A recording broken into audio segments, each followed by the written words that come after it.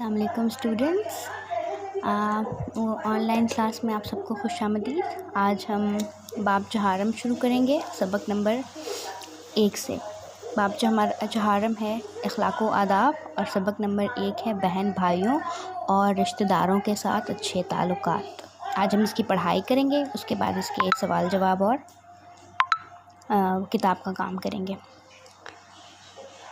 ایک دوسرے کی مدد کرنے، خوش اخلاقی سے پیش آنے اور باہمی ادب و احترام کا برتاؤ کرنے سے آپس میں اچھے تعلقات پیدا ہوتے ہیں۔ ہمارے بہن بھائی، رشتہ دار، پڑوسی اور ساتھی دکھ سکھ میں ہمارے کام آتے ہیں، ہمیں بھی ان کے ساتھ اچھا سلوک کرنا چاہیے۔ اس میں اخلاق و آداب میں یہ ہے کہ ہمیں جو ہے اپنے رشتہ داروں، بہن بھائیوں اور سب جو ہمارے آس پاس کے لوگ ہوتے ہیں، پڑوسی ہوتے ہیں، ان کے ساتھ ہمیں اچھی طرح سے پیش آنا چاہیے، ان سے اچھے سے بات کرنی چاہیے، ان کو کوئی غلط بات نہیں کرنی چاہیے۔ اگر ان کو کسی مدد کی ضرورت ہے تو ہمیں ان کی مدد کرنی چاہیے۔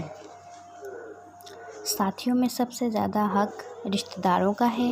رشتہ داروں میں والدین، بہن بھائی اور قریبی رشتہ دار شامل ہیں۔ ہمیں ان سب سے اچھے تعلقات قائم رکھنے چاہیے، ان سے ہمدردی، محبت اور شفقت کا برتاؤ کرنا چاہیے۔ ماں باپ کا حکم پورے احترام سے ماننا چاہیے اور ان کی خدمت کرنی چاہیے۔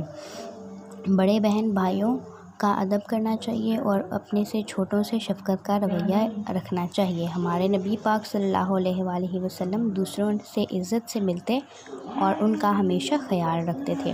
اسلام میں رشتہ داروں کے ساتھ اچھا سلوک کرنے کا حکم دیا گیا ہے۔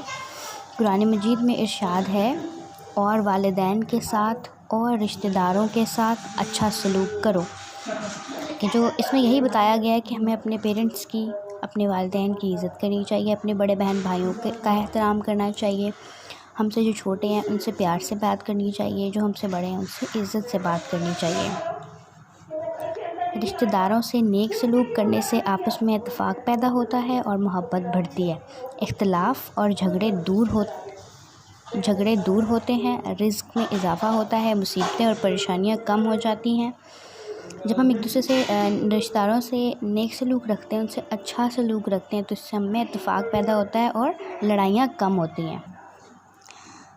حضور نبی کریم صلی اللہ علیہ وآلہ وسلم اپنے رشتہ داروں سے حسن سلوک سے پیش آتے، مطلب بہت اچھے سلوک سے پیش آتے، اور ان کی جانب سے پہنچائی جانے والی تکلیفوں پر صبر فرماتے۔ مطلب جب کوئی رشتہ دار یا کوئی ساتھی ان کو تکلیف پہنچاتا یا ان کی وجہ سے کوئی تکلیف ہوتی تو اس پر صبر کر لیتے، مطلب آگے سے کچھ بھی نہیں کہتے تھے ان کو۔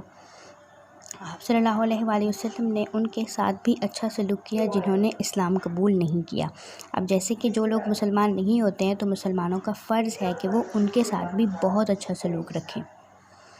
یہ سبق آپ لوگوں نے اچھی طرح پڑھ لینا ہے۔ سوال جواب میں نے الگ نشان لگا کر نیچے ویڈیو کے ساتھ لگا دیے ہیں۔ آپ لوگوں نے کتاب کا کام اور کاپی کا کام بہت ہی اچھا کرنا ہے۔ اللہ حافظ۔